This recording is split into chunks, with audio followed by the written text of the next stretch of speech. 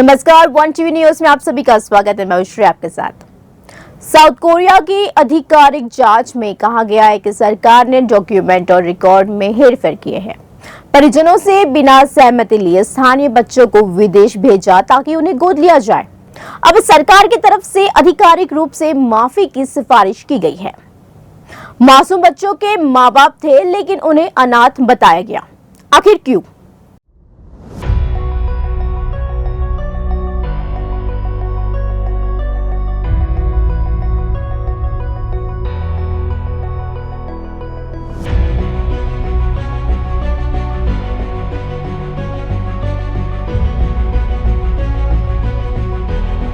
ताकि उन्हें अमेरिका और यूरोप के देशों में एडॉप्शन यानी कि गोद लेने के लिए भेजा जा सके। और अगर भेजने से पहले किसी बच्चे की मौत हो गई तो उसके नाम पर किसी और बच्चे को भेज दिया गया।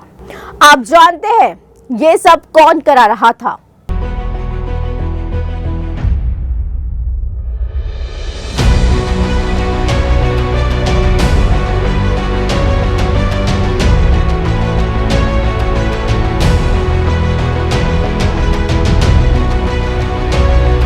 तो जवाब है कि साउथ कोरिया की पहले की सरकारों ने देश के दामन पर लगे इस गुनाह के धब्बे को अब खुद वहां की सरकार ने स्वीकार किया है। साउथ कोरिया की आधिकारिक जांच में कहा गया है कि सरकार ने डॉक्यूमेंट और रिकॉर्ड में हेरफेर किए हैं। परिजनों से बिना सहमति लिए स्थानीय बच्चों को विदेश भेजा ताकि उन्हें गोद लिया जाए। अब सरकार की तरफ से आधिकारिक रूप से माफी की सिफारिश की गई है। साउथ कोरिया के ट्रूथ एंड रिकॉन्सिलिएशन कमीशन ने एक बयान में कहा है, यह पाया गया है कि सरकार ने अपना कर्तव्य नहीं निभाया, जिसके परिणाम स्वरूप बहुत सारे बच्चों को विदेश भेजने की प्रक्रिया के दौरान संविधान और अंतर्राष्ट्रीय समझौतों द्वारा संरक्षित गोद लेने वालों के मानवाधिकार का उल्लंघन हुआ है। साउथ कोरिया आज एशिया की चौथी सबसे बड़ी अर्थव्यवस्था और संस्कृति का ग्लोबल पावर हाउस बना हुआ है, लेकिन एक और सच्चाई ये भी है कि ये दुनिया में मासूम बच्चों के सबसे बड़े निर्यातकों में से एक बना हुआ है। एक अनुमान के मुताबिक करीब 2 लाख बच्चे दुनिया में बांट दिए गए।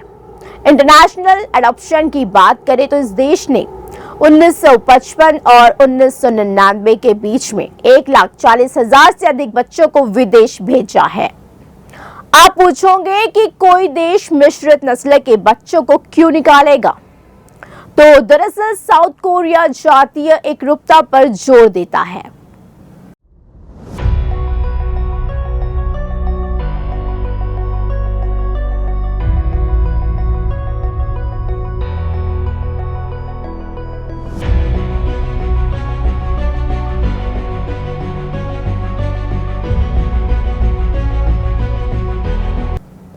1970 से 1980 के दशक में ये बड़ा बिजनेस बन गया है।